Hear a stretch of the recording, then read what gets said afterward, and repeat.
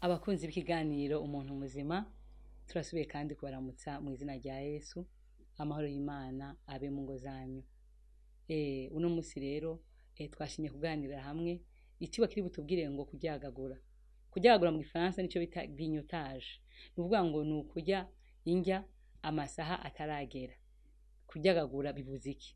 Hari abantu benshi bakuryagagura kumenya ngo nugo umurya ntuhagarike oya. Kuryagagura ni ikintu cyose winjije mu nda amasaha 6 ataragera, kuko ubushakashatsi abantu bajejwe iby'amagara y'abantu bavuga neza yuko umuntu agomba gushira imfungurwa mu nda ari uko yaciye amasaha 6 inyuma y'izindi mfungurwa.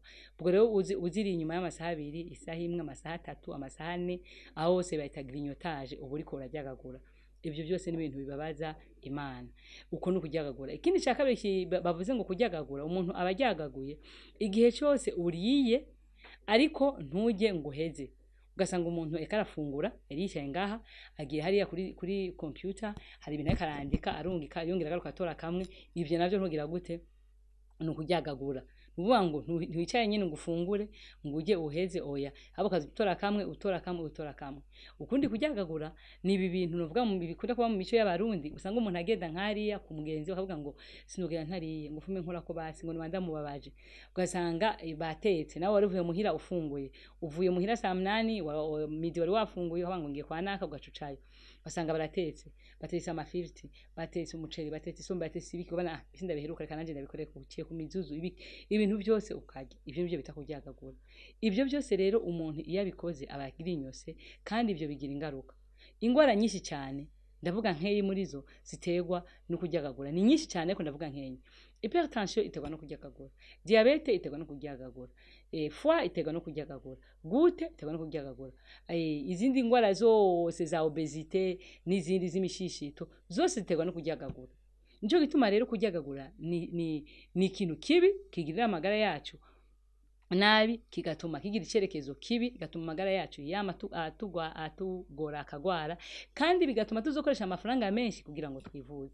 Cyo gituma rero umunyabwenge wese agomba kurinda inda yiwe, akayiha amategeko akavuga ngo uzojya ku masaya nayo wongera amasaya nayo. Kuko ibi bintu ntabwo ari twe tuko turabivugira, ahubwo kuva na kera Imana ikirema abantu yabapangiye amasaha yo gufungura. Iravuga ngo abantu bagomba gufungura, nivyo n'umunezero wabo. Musiguzi 5:18 yavuze ngo niwo munezero w'umuntu, nisho kinezeza Imana yahaye umuntu, nukurya no kunywa ivyo yaruhiye. Musiguzi 5:18 niwe bavuga ivyo bintu. Ariko aho si ngomba ahanini, ahubwo ndagomba kubereka yuko kuva na kera Imana irapangiye abantu kurya neza kandi kurya ku masaha. Nimwasoma mu gitabo cya Bibiliya kuvayo 16, turaza kumva neza ingene Imana yari yavuze ku murongo wa 12. Murongo wa 12 amaja hagati uko ariho nshaka haravuga ngo uti kuri uyu mugoroba murajya inyama, kandi mu gitondo muzojya umutsima muhage, uti muzoca mumenya ko ari we uhoraho Imana yanyu. Imana ihabwa icyubahiro. Murumva yuko ni Imana honyene ukuntu Imana yaremye abantu n'abisiraye ngene yabaguriraga kabiri ku munsi. Mu gatondo barafunguraga, ku mugoroba bagafungura. Kandi mu mategeko meza y'amagara y'abantu kirazira ko petit déjeuner irenze saa 3, kandi kirazira ko ifunguro zo ku mugoroba zirenza 18h au plus tard ziskane saa 12 zo ku mugoroba. Ubwo rero niho wa ufunguye neza, hagati urashobora kunywa amazi yayo banyuye mu gatondo, ukivyuka usura kunywa yandi saa 5, ugasura kunywa yandi saa 10. Aho kabunyoye amazi neza n'ibifunguka bifata neza, bigatuma umubiri umererwa neza, bigatuma udacika intege, bigatuma umubiri uronka ibyari bikenewe, bigatuma rero umuntu agira amagara mazima, maze ingwara zibigata nk'uzi ziko ziratumara kwa abantu, ama hypertension, ama diabete, ama insuffisance rénale, ama goutte, ama obesite, ama estomac n'ayandi zingora nyinshi ziko zirisha abantu, zikagira gute zikagabanuka cyane iyo umuntu yumviye amategeko y'Imana. Si ibyo gusa, si urwego rw'amagara gusa, ahubwo n'urwego rw'ivyamwemo. Iyo umuntu aryagagura ariyica mu buryo bwa mwemo, turaza kuraba ibintu byinshi by'ingaruka zo kuryagagura. Ariko kuva na kera Imana yari yavuze amajambo akomeye ngaha mu musiguzi ku bantu bakunda Bibiliya. Turasoma mu masiguzi 10 twumve icyo Imana yavuze kubijanye no gufungura. Yaravuze uhere ku murongo wa 16 ngo uzobona ibara wa gihugu umwami wawe iyo ari umwana, abaganwa bawe bakazindukira kurya. uzoba uhiriwe wa gihugu we, umwami wawe iyo ari uwo mu nda y'abami, abaganwa bawe bakarira mu gihe gikwiye, kugira ngo baronke inkomezi atari kugira ngo baboregwe. Imana ihabwe icyubahiro. Murumva yuko igihugu, iyo bavuze ngo uzobuhiriwe wa gihugu we, uzobuhiriwe wa rugo we, uzobuhiriwe wa muryango we, igihe abagize urwo rugo barira ku gihe. Bavuze ijambo rikomeye, bavuga ngo barira ku gihe gikwiriye kugira ngo baronke inkomezi ariko atagira ngo baboregwe. Umuntu uvuga mu yandi majambo, imfungurwa ni kimwe mu bintu ushobora kuboreza. Ibiboreza ni vyinshi, hari inzoga ziraboreza, amadroge araboreza, imfungurwa ziraboreza, amaganya araboreza, n'imfungurwa ziraboreza iyo yariye nyinshi. Cyo ituma rero aha baravuze ngo igihugu gihiriwe, urugo ruhiriwe, nubwo abarugize, iyo abarugize bajya ku gihe gikwiriye, bakajya kugira ngo baronke inkomezi atari kugira ngo bagire gute baboregwe. Mu yandi majambo, imfungurwa ziraturazemerewe ariko tukazijya ku gihe gikwiriye. Ako ni kugomba ko dufata cyane cyane. Mu Bisirayeli dusanze Imana yarapanze ko azorajya kabiri mu gatondo n'imugoroba. None hano baravuze mu musiguzi umunyabwenge Salomo niwe yanditse igitabo, aravuga ngo umuntu azobahiriwe n'igihugu kizoba gihiriwe, umwami wacu niyo ari umuntu ajya kabiri, niyo ari umuntu ajya mu gihe gikwiriye atari kugira ngo aboregwe, ahubwo kugira ngo aronke inkomezi zo kugira gute zo gukora, aronke ubwenge buzima.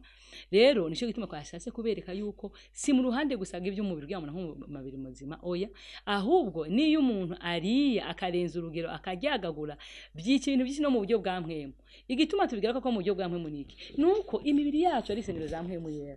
Isome mu Bikorinto ba mbere 3:16, reka tuharabe naho twumve icyo hatubwira. Naho hari ikintu kitubwira kandi gikomeye cyane umuntu wese twangwa arasenga Imana agomba kwitaho. Harabuze ngo mbega ntimuzi yuko muri urusengero rw'Imana kandi ko mpwemu y'Imana ba muri mwebwe, umuntu niyo none urusengero rw'Imana, Imana izomurandura, kuko urusengero rw'Imana ari ugwera kandi urwo rusengero ni mwebwe. Imana ihabwe icyubahiro. Murumvise neza yuko rero umuntu ngo niyo none urusengero rw'Imana, Imana izomurandura, kandi urwo rusengero ni ugwera kandi urwo rusengero ni mwebwe. Mu yandi majambo, imibiri yacu ni isengero za mpwemu yera. Iyo wononye urusengero rwa mpwemu yera, uko none umubiri wawe ukawushiramo ibirenze, ukawushiramo ibikenya, ukawushiramo ibiwica, ibyo byose ni icyaha imbere y'Imana. Nuvuga ngo uko wonona niko nawe uzobibazwa imbere y'Imana. Mu yandi majambo, banza kugira ingaruka kiri muri iyi si kuko ugwaragurika. Kandi iyo umuntu agwaye ntashobora guhimbaza Imana. Iyo umuntu agwaye ntashobora gufasha umuryango. Iyo umuntu agwaye ntacyo yimarira, ntacamarira Imana, ntacamarira igihugu, ntacamarira nabiwe. Cyo gituma tugomba kwirinda indwara. Tukirinda indwara z'umubiri, tukirinda n'iz'umutima. Iyo umuntu rero agyagaguye aba ari karica umubiri wiwe mu buryo bw'umubiri usanzwe, santé physique, akaba yica na santé spirituelle, nuvuga ngo bayice ubuzima bwe mu byampwemo. Kubera iki rero ivyo bimeze uko? Nuko Imana yashatse yuko abantu bayubaha kandi bayikunda, bagira ubwenge buzima, kugira ngo bayikorere abantu b'ibigugu, abantu bagwaragurika, abantu b'ibibazo ntibashaka kubohimbara Imana. Ahubwo abantu bazima bafite ubwenge buzima, babona kure, biyumvisha, bihangana, bakundana, abo ni bazokorera Imana. Bavuze rero ngo umuntu muzima mu yandi majambo, babavuze umuntu afise ubwenge bushobora kwihanganira ibibazo, afise amagara mazima, santé physique, kandi umuntu ashoboye kubana n'abandi neza, niyo bita umuntu muzima. Uwo n'umuntu afite estime de soi, yiha agaciro, niwe muntu muzima. Rero umuntu muzima kugira ngo nta handi bica byononekarira mu kurya, kuko burya nous sommes ce que nous mangeons. Umuntu wese aricariye, iyo uriye bibi uba mubi, iyo uriye byiza ukaba byiza. Aho kandi agomba muzima akamenya bene data kandi mugakunde munakagendereko. Ugiye gufungura ujye ngo ndiyiki, kiramarira iki kandi izongira ihe ngaruka ku mubiri wanje. Ibintu byiza bari bibya cyane cyane abakenyezi ndabagaruka kuko abakenyezi ari baje gutegura imfungwa z'urugo. Ugomba gutegura imfungurwa uravye igihe urimwo, uravye ico gishobora kumarira abantu, uravye ingaruka z'izo mfungurwa, ukamenya ngo ngaburiye amaso, ngaburiye ubwonko, ngaburiye umubiri wose, ngaburiye amagufa, ngaburiye umusekoro, ngaburiye imitsi. Numve kugabura gusa oya, kushobora gusanga uriko uragaburira urugingo rumwe rw'umubiri. Cyo gituma ugomba kumenya ngo iyo ndiyiki mbangaburiye, iyo ndiyiki mbangaburiye. Abakenyezi bagomba kuba amaso cyane cyane kuko ari bo bajejwe umuryango kugira ngo bawugaburire ubogirira akamaro. Rero bene data, igituma tuguma tugaruka ku ngaruka zo kuryagagura nuko muri iyi si ya none dutuyemo abantu kuryagagura byamaze kuba ikintu corosha. Umuntu usanga ari karira muri bisi, ugasanga umuntu karira mu ibarabara, ugasanga umuntu karira iruhande y'ibarabara, ugasanga umuntu karira mu isoko, ugasanga umuntu agenda hose ari kararirayo. Ariko ibyo ntabwo ari umugambi w'Imana, kubera kurya ni ikintu kizana umunezero. Bisaba umuntu agiye atuje, umuntu yicaye ahantu hasa neza, umuntu yicaye ahantu atekanye. Ariko gufungura aho ubonye hose, ibyo bibagaragaza ko umuntu atiyubaha, kandi bigaragaza yuko umuntu atuba urusengero rw'Imana. Ibyo navyo umuntu azobizira. Uzobizira ku ruhande rwawe bwa mbere, uzogwara. Icya kabiri n'Imana ntimuzohuza kuko uzoba wishe amategeko agenga amagara yacu, amagara yacu agomba kubahwa, amagara yacu agomba kwitonderwa.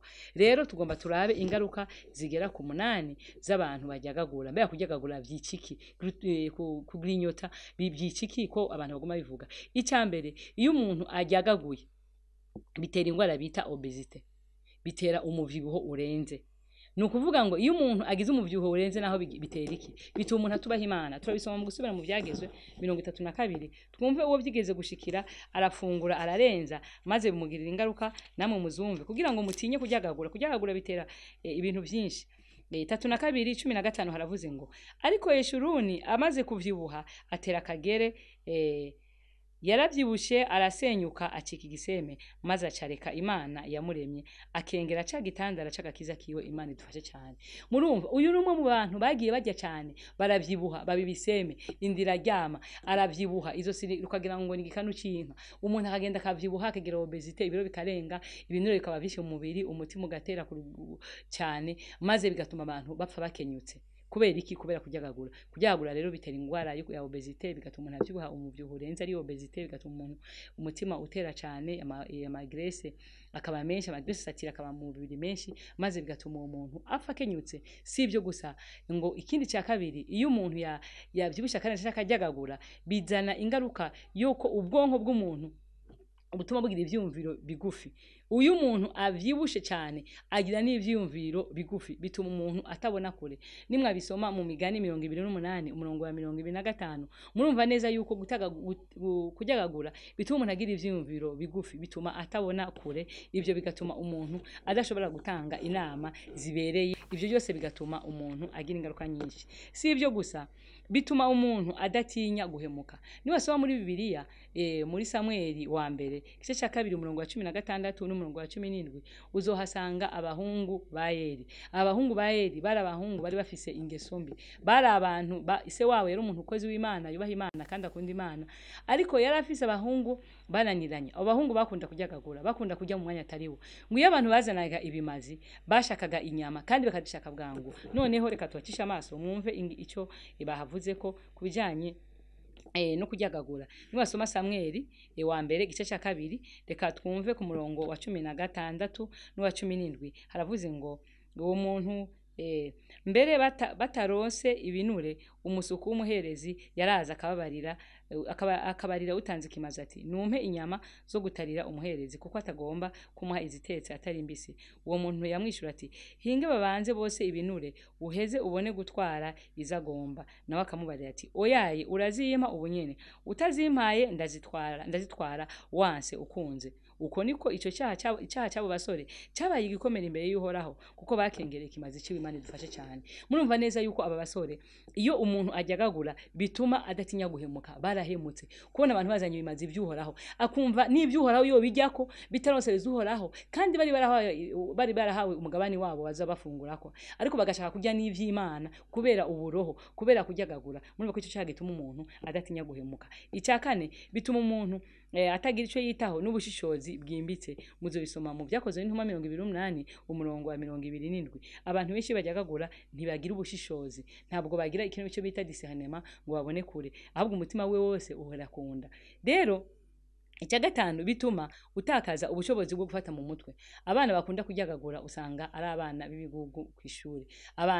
Umuntu aryagagura ari umushinga ntahe usanga atagira ijambo, yama yumvira gusinda, yamashaka kujya umwanya wari wose, ubwenge bucaba bugufi. Ikindi, iyo umuntu aguye ivutu bigabanya ubushobozi bw'ubwenge, maze gutegeka ipfa navyo bikamunanira. Kandi iyo umuntu adashobora gutegeka apeti yiwe ntashobora kwitegeka nawe ubwiwe. Nuvuga ngo iyo umuntu adategeka apeti akora ivyaha vyinshi. Ukujya ubona udashaka kwiteka imbere y'isahani, ariko udashaka no kwitegeka imbere y'icyaha. Cyo bituma umuntu agomba kwirinda ikintu cyose gituma aryagagura. Ikindi, bitera kudamarara. Iyo umuntu akunze kurya aradamarara, ntacyo yitaho, ntamenye ibyo agomba guha agaciro, kandi yumvume ngo yarashitse. Niwasoma mu Migani 27 umurongo w'indwi haratubwiye ngo umutima uhimvye winenaguza ikigugu cy'ubuki, ariko umutima ushonje n'ibirurura birawuryohera. Niko muzosanga handitse. Nuvuga ngo rero umutima iyo uhaze, iyo umuntu ahimvye ni ubuki agira gute, arabwinenaguza, abona ataco kimukorako, abona atakimunezereza, abona umengo nta vyago azogira, abona umengo nta nzara izoza, yari yagahagabana umengo byose zokwama bizoguma gutyo ntabone ejo ngavuga ngo no musi ndabironse ejo bizogenda gute ivyo ntavyo yiyumvira iyo umuntu ahaze cyo gituma bavuze ngo umutima uhaze winenaguza igihugu cy'ubuki ariko umutima ushonje nibirura birawuryohera rero cy'umunani byonona ipfa nuvuga ngo by'icyapete nuvuga ngo iyo umuntu yariye akaba yaciye handi akarya saa mbiri wariye saa yine wariye nuvuga ngo niwaza kugira ku mfungwa za saa munani cyangwa za saa 10 uza kuzishikira inda icyuzuye nuvuga ngo apeti ntawe uza kugira ivyo navyo muzosoma mu migani 23:20-21 sindi buhasome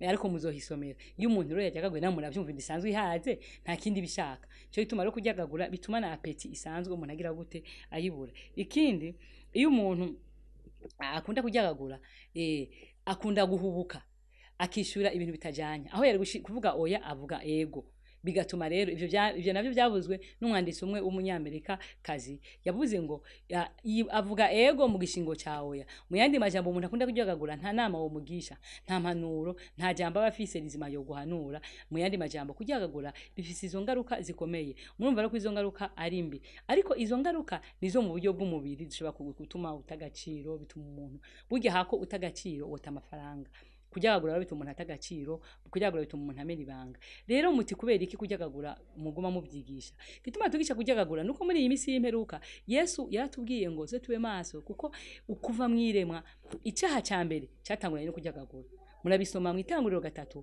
Eva yataye umugabo wiwe aje kugicama Imana yamubujije ntiyakijya wenyene azana n'umugabo wiwe bituma izi ngorane zose mubona z'ivyaha z'ubwicanyi z'ubusambanyi zo kuroga z'ibintu bibi byose mubona ubu bukene iyi misozi itamera gusanga umurima urinda kuha ifumbi byose byatewe nuko Adamu yariye icamwa Imana yamubujije ivyo bituma noneho adashobora guhagararira ivy'Imana yirukanwa mwitongo none uno munsi abantu bagomba kuzoja muri Edeni shasha yo mwijuru bagomba gusubira gufungura nkuko Imana yabivuze si ivyo gusa n'abisirayeli icatuma Imana ibareka ikabagira nabi ngo baje kwifuza inyama muzobisoma mu guharura 11 niho muzosanga abantu bagiye kwifuza ivyo muri Egiputa abisirayeli bavuye muri Egiputa bahanse ariko kubera kujyagagura no gukunda kujyagagura bageze mu nzira ko bari mu rugendo barongowe n'Imana Imana ari bagaburire kabagaburira kabiri baravyanka bumva umenga Imana ikumva bakubazana ibindi bintu baravuga bati twikumburiye za nyama twikumburiye amatungo rusumo twikumburiye amaparo ngo batangura kwiyumvira ivyo bari barasize muri Egiputa kandi bari barahavuye barabakubitaga babakoreshaje uburetwa babicira ufuna munuko bakababuza gusenga ariko ivyo byose ntibasuye kuvyibuka biyumviriye gusa ivyo kurya kubera abantu bakunda kugira gute abantu bakunda kujyagagura rero kujyagagura byatumye abisirayeli mwasoma muri Zaburi 78 ngo hapfuye abantu benshi cyane bazize kujyagagura kubera bari umwanya Imana itagize gute itabemereye maze ngo bajya inyama zibaca mu mazuru ko baziriye bazisabye Imana kandi bituma bidodomba Imana iravuga ati mwebwe muri dodomba reka ndabereke ikibi cyo gukunda kujyagagura rero kujyagagura kwatumye Satani aronka abantu benshi Satani amaze gutsinda abantu b'abagabo abantu bakomeye ku rugamba kuberinda abantu benshi bagiye bahemuka kuberinda muzosoma uwundi muhanuzi nawe nyene mu bami bamwiciye mu nzira kubera kugira ahuye n'undi muhanuzi ramubwira ati wewe ngwino ugende ufungure woge hama ubandanye urugendo ramubwira ati yashobora gusubira inyuma ngo nje gufungura iwawe Imana yambujije umuhanuzi ramubwira naje ndi umuhanuzi ingufungure hamubandanye arafungura maze gufungura ageze mu nzira ntambwira mwica ku Imana yarambwiye ntuzufungure mu nzira kandi inzira wazananye ntabari uzosubira gucamo ariko uwo muhanuzi yazizinda ni benshi muri Bibiliya bagiye bazirinda kandi iyo nzira Satani yaronkeyemo abantu benshi na none umunsi umuntu wese agomba kuzoshika muri Edeni shasha agomba kwirinda inda irahemuza inda hari abakobwa benshi b'abajene ubu basigaye basambana kubera gukunda inda abagabo benshi bakunda inda bagaba imiryango abagore benshi bahemuka kubera gukunda inda ubusho bwuzuyemo abantu kubera gukunda inda bagiye bahemuka bakiba bakabomana amazu kubera gukunda inda rero tugomba kuyitegeka ko tutayitegese yezo dutegeka gira inyotaje giye gutuma abantu benshi barimbuka si ivyo gusa Yesu Kristo yavuze amajambo akomeye cyane kandi ateye ubwoba ariyo ngomba ko twumva ngaha muri Luka yaravuze ngo yarazi neza yuko abantu bazorimbuka bazize inda kuva na kera inda yarimbuye benshi na n'ubu abantu batabaye maso inda nizo barimbura ibabuze kwinjira muri Kanani yo mwijuru kuko Imana yabibonye kera ibona yuko ari cyo kigeragezo gikomeye abantu bazogwamo niko asoma muri Luka 21:34 haravuze ngo ariko mwirinde kugira ngo imitima yanyu ntiremegwe no kudandahirwa no kuboregwa n'umwitwariko w'iby'ubugingo ngo uwo munsi ntubaze ko giturumbuka nk'umutego kuko ari kuzoshika ku bantu bose bashagaje mu isi yose Imana imana idufashe cyane. Murumvise Yesu Kristo wenyene aduhaye cyo no kwita attention, aravuze ati mwirinde kugira ngo imitima yanyu ntiremerwe no kuboregwa no kudandahirwa, kugira ngo uwo munsi ntubaze ko giturumbuka. Mu yandi majambo Yesu yarazi ko mu minsi y'imperuka hazobaho kujyagagura bigahemuza abantu, bigatuma abantu biba, bigatuma abantu basigaye bagira abaescroquerie n'ibindi byinshi, bigatuma intwaro zirikura zirahindagurika kubera abantu kuramira inda zabo. Kubera iki? Kuko byigeze kubaho kera, mu gihe cya kera, mu gihe cya Nowa kumwuzure. Nimwasoma muri Matayo murumva ko cyo cyatumye abantu umwuzure ubaza ko ntibabimenya. Nimwasoma Matayo 24 umurongo wa 36 haravuze ngo reka duhere 37, kandi uko byari biri mu minsi ya Nowa niko bizoba mukuza k'umwana w'umuntu. Kuko ariko bari bameze mu minsi umwuzure utari bwatere, bararya, baranywa, bararongora, barashingira, bageza kuri wa munsi Nowa yinjiriye muri bwa bwato. Ntibagire cyo bamenya kugeza aho umwuzure waziye ubatwara bose. Niko kuza k'umwana w'umuntu kuzomera. Imana idufashe cyane. Murumvise neza yuko rero uko byari bimeze mu gihe cya Nowa ari nako bizomera muri iki gihe cyo kuza k'umwana w'umuntu. Mucyo gihe bararya, baranywa, bararongora, ngo maze umwuzure ubazaho giturumbuka. Ntabwo ijambo ry'Imana tubwiye ko kurya cyayo kunywa ari bibi cyayo kurongora ari bibi, oya. Ahubwo icyo bavuze kibi ni excès, nukurenza, ni grignotage, kurenza urugero, ukajya mu mwanya atari wo, ukajya amasaha ataragera, ukajya aho biboneye, ukajya utapanze, ukajya ibintu bitajanye, wahura n'utwema ukajya, wahura n'akaji ukanywa, wahura n'imuhi ukajya. Ibyo byose uburi kurashira umunda iyihe. Ugomba kwanza kubanza kumenya uko Imana yaremye imibiri yacu. Mu busanzwe ukuntu Imana yaremye imibiri yacu, yashatse yuko mu mushishito, iyo umuntu ashize ifungwa mu mushishito, abakurikiranye amagara y'abantu batubwira neza yuko imfungwa zimara amasahani ziko ziragogurwa mu mushishito. Iyo umushishito ushize mu ifungurwa ukazimira, umushishito urarinda iminota 30. Iyo iminota 30 iheze, umushishito urugara. Noneho iyo wiyugaye ugatangura kunogerereza za mfungurwa. Kunogereza ifungurwa bisaba amasaha 4 akwiriye. Ya minota 30 yarindiriye nk'amasahani, urumva yuko amaze kuba deja amasaha 4 n'inusu. Igaca ifata yandi masaha isaha 1 n'inusu yo kuruhuka kugira ngo noneho ubone gushiramo izindi fungurwa. Iyo masahani yo kuruhuka rero ushobora gushiramo amazi kugira ngo noneho yoze bwa bucafu bwagize gute bwasigaye mu mushishito. Kubera yuko umuntu atorira ku isahani itogeje, niko no mushishito udakwiye kurira ko utogeje. None umva woza ryari ubwo umushiramo haci mwanya kandi wongera ushiramo, haci mwanya wongera ushiramo, ni nkaho umenga iyo sahani yawe umuyirira kitagize gute itogeje. Ni byiza rero umuntu afungure nyuma y'amasaha 6 kugira ngo noneho bikunde agire ubwenge buzima. Ibyo rero Yesu yabivuze kubera iki? Yabivuze kuko azi yuko iyo umuntu yamaze kujya cyane agahaga, mwumvise ko ngo umutima uhaze winenaguza n'ikigugu cy'ubuke.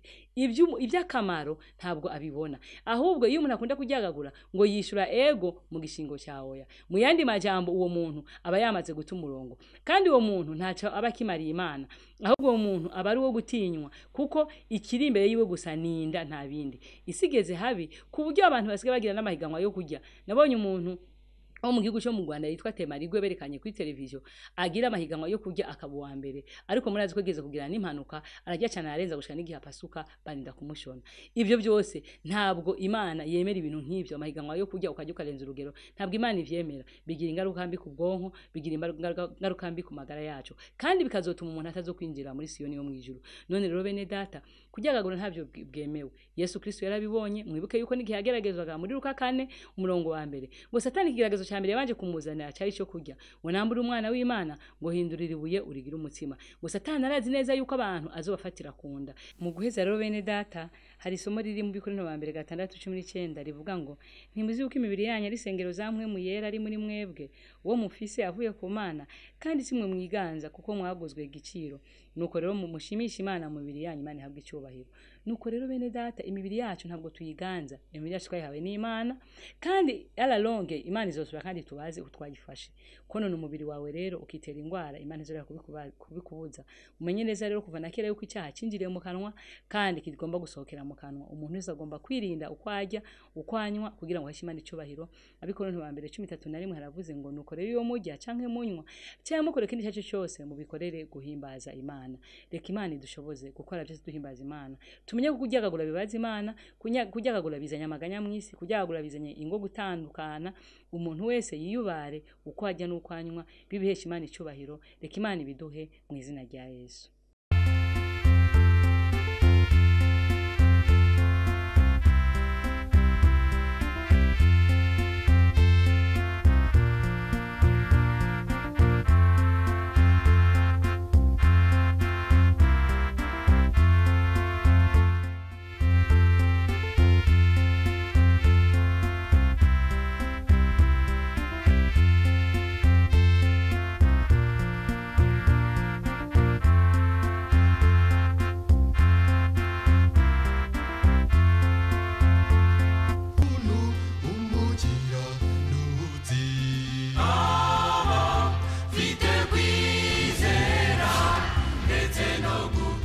Shall my day